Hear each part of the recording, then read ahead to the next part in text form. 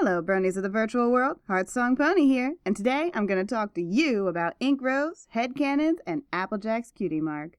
To start off with, I'm sorry for not being able to reply to everyone's comments on my channels and videos, and the video I was in with Dr. Wolf.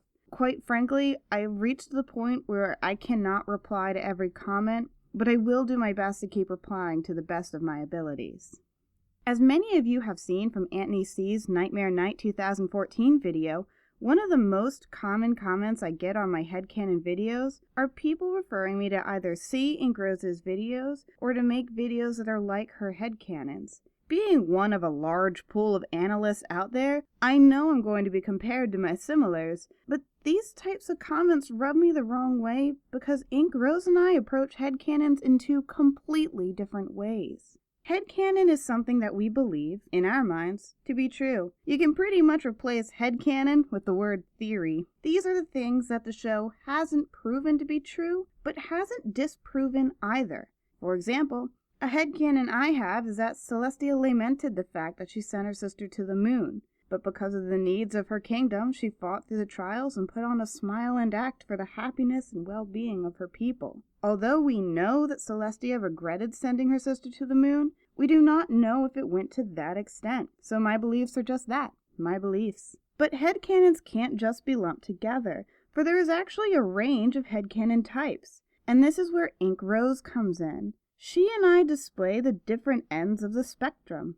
On one end of the spectrum, you have analysis. Analysis is when you break down the whole and examine its individual elements. Whether an episode, a character, the series, or a walk cycle, all of these things can be examined deeper. You cross into headcanon territory as soon as you make theories with the things the show has not properly shown or explained. Using analysis, we know that Luna's mane was once a solid, light blue color when she was in her smaller form.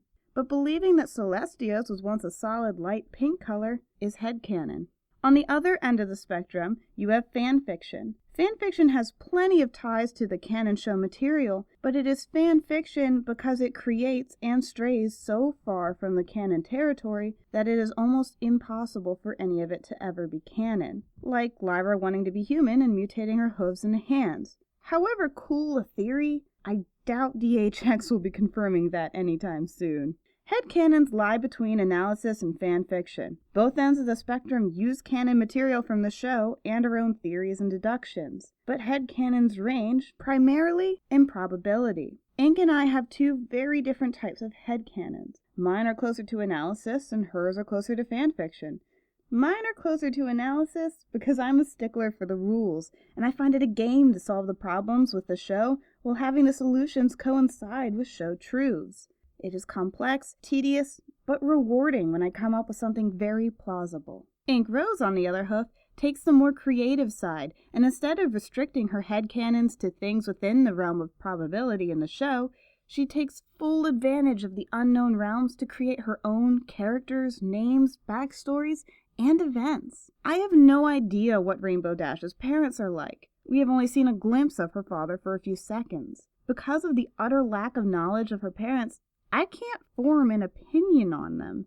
Ink, on the other hoof, has taken full advantage of the unknown and claims Rainbow's mother as a well-known and awarded stunt flyer. The main reason why I bring up the range in headcanons is that it honestly aggravates me when people tell me that I'm wrong and I need to watch Ink Rose's videos because she is right. Or when people tell me my videos are bad because they aren't like hers. Ink and I have very different types of headcanons, but we are both making guesses at the unrevealed truths. Neither of us are proven right or wrong until the show proves us so. And just because we have different types of headcanons doesn't mean one is right or one is wrong. But your opinion may prefer one over the other. This range in headcanons makes headcanons cool and interesting, as well as limitless in possibility. Whether Ink, Heart, or any pony else, we are all unique in our own ideas and how we present them.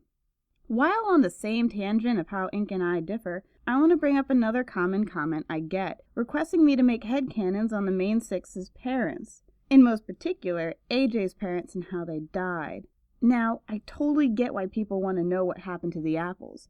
I myself am dying to know, and am disappointed that the show will never be able to make something so dark. I've tried to come up with a headcanon, but I am stuck in this rut. So instead, I'll give you guys my headcanon on AJ's cutie mark and show you where I get stuck when it comes to deciding the death of the parents. As we know from the show, AJ goes to Manhattan after deciding that she doesn't want to live on a dirty old farm, and she joins her aunt and Uncle Orange to live the sophisticated life. She tries to fit in, gets homesick, and then as she was at her lowest point, she sees a rainbow pointing back to the farm. She decides she was meant to go home and races back to the apple farm. Upon returning to Big Mac and Granny Smith, they hug and she receives her cutie mark. Now, like Twilight's cutie mark story, it seems very straightforward. But I suspect that there is a lot more going on with this story than what the writers were allowed to emphasize. You see, whenever I think of the death of AJ's parents, I immediately think of this scene here. As we see, Applejack and Big Mac are just a filly and foal, both very young. We see Granny Smith, but no parents. I personally believe that by this point, AJ's parents have just recently passed, and Apple Bloom is just an infant inside the house. My biggest reason for believing this is because Applejack leaves. Applejack is young, and I imagine that life was pretty tame and predictable before the death of her parents. She grew up and was raised on this farm, where life moves like clockwork. When you plant the seeds, what time you start apple bucking, cider season, and even each day before Zap Apple arrives is dated and accounted for. Applejack is just a little filly with an older brother, 2 hard-working parents, and Granny Smith. Even more, she was about to have a baby brother or sister on the way. Life was predictable, calm, and full of hope at the humdrum old farm, until AJ's parents died sometime after Apple Bloom was born. Imagine, if you would, that you are a 7 or 8-year-old child on a farm. You just got a baby sister, and everyone is happy and full of life.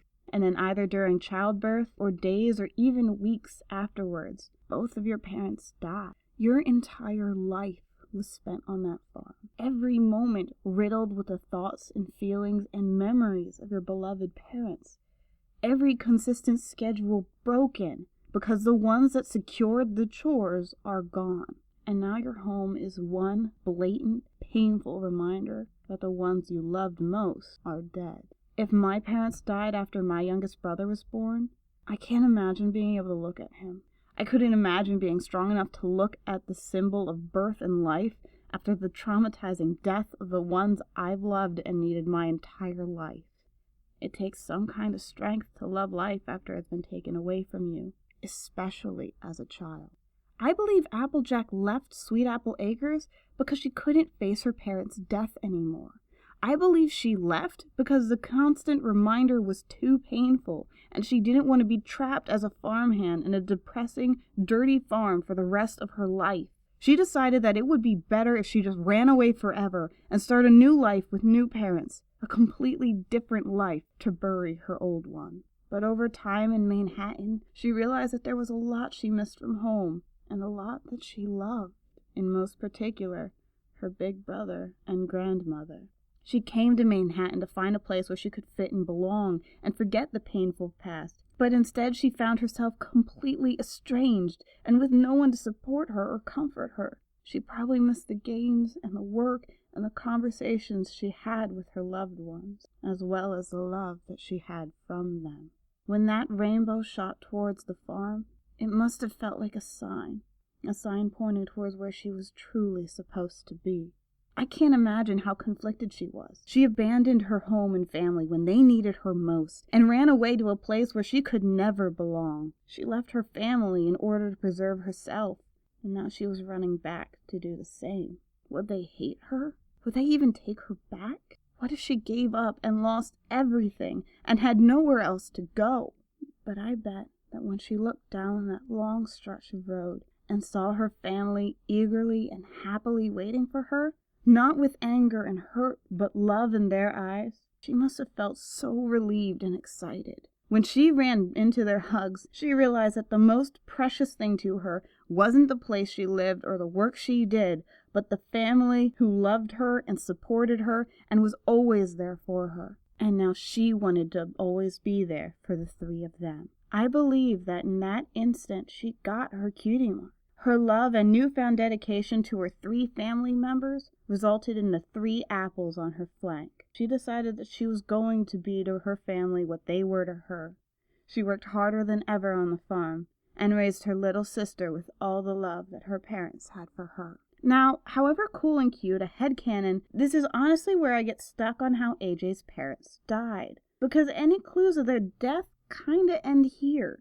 When you lose someone close to you, it takes a toll on you, especially when you are so young. There would most likely be signs that Applejack is afraid of her parents' death repeating with her loved ones. Now, over time, she would grow stronger and more secure with herself, better dealing with that fear, but there would always be that fear lurking somewhere in her heart. In fact, the one Applejack would be most afraid to lose would almost certainly be Apple Bloom. Applejack raised her sister in lieu of her parents, so losing Apple Bloom the same way she lost her parents would be like losing her own daughter as well as the last precious thing her parents left behind. It is most likely because of the tie AJ has with her sister that I rule out most deaths their parents might have succumbed to.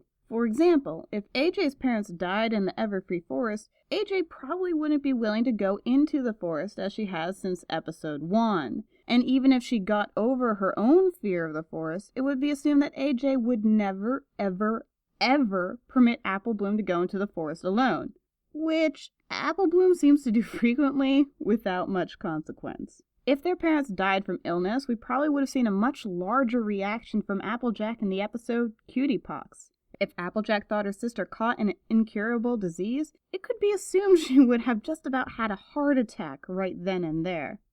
If they worked themselves too hard and died from exhaustion, it could be assumed that AJ either wouldn't let anyone work too hard, or she would try to do all the work herself so she could protect everyone. We almost see that in her character, but it is a lot less along the lines of, I am working to save your lives, and a lot more of, I want to make my family happy and I'm trying too hard. If her parents died from traveling away and they were jumped or attacked, AJ would probably be more cautious of strangers. Although we see a glimpse of this mentality in Bridal Gossip, since in every other episode she is more than welcoming to every pony else, I just chalk that up to episode inconsistency. If their parents died from natural disaster, I would imagine more fear from storms and tornadoes in episodes like Look Before You Sleep or Wonderbolt Academy. With the way that Applejack usually acts, it could make sense if her parents passed away in their sleep, but that is extremely unlikely since, as far as we know, they were happy, healthy, and young. Maybe AJ's mom died in childbirth and her father passed from a broken heart shortly thereafter, but this too feels like a bit of a stretch. However, if AJ's parents died from an accident, like falling off a cliff, a work-related accident, or some other freak accident, chances are AJ would be a lot more controlling of Apple Bloom, trying to restrict Apple Bloom's activities or keep her within eyesight to prevent any accidents. This honestly seems like the most likely theory, because we see that sort of paranoia in the episode Some Pony to Watch Over Me. I don't feel that the degree that AJ reacts to Apple Bloom being alone is warranted in the episode, since Apple Bloom is left alone a lot, like to go to the Everfree Forest. But if AJ's parents died when they were, say, home alone on the farm, AJ's hyperreaction can be plausible. And this is the rut I get stuck in with the death of AJ's parents. There's just not a lot of conclusive evidence to really point a finger and say for sure how her parents died, because like I said with all of my examples, there are some pointers that could say that any one of those deaths are plausible. But at the same rate, there are other pointers that say that those deaths aren't plausible. I'm pretty sure the writers have a good idea of how her parents died, but it is difficult to hint at since the topic is too dark and heavy for children. Honestly though, I imagine that the MLP writers could find a way to teach a lesson on death without it becoming too heavy, but I am sure the hub would never allow it. And me, loving the box and not wanting to think too far out of it, find it hard to stretch my findings in the show to create the deaths the show isn't allowed to talk about. But again, this is where Ink Rose takes full freedom with the unknown and creates whole sagas within show content. Maybe Ink Rose has headcanons right, and maybe I should title my videos Analysis or Theories. Maybe AJ's Cutie Mark story is a lot simpler than how I believe it is, and maybe I'm overlooking some clues as to how AJ's parents died. So what do you think? Do you like creative headcanons or more scientific headcanons? Do you think AJ's Cutie Mark story was a lot sadder and deep than the show let on? How do you think AJ's parents died? Comment below and let me know.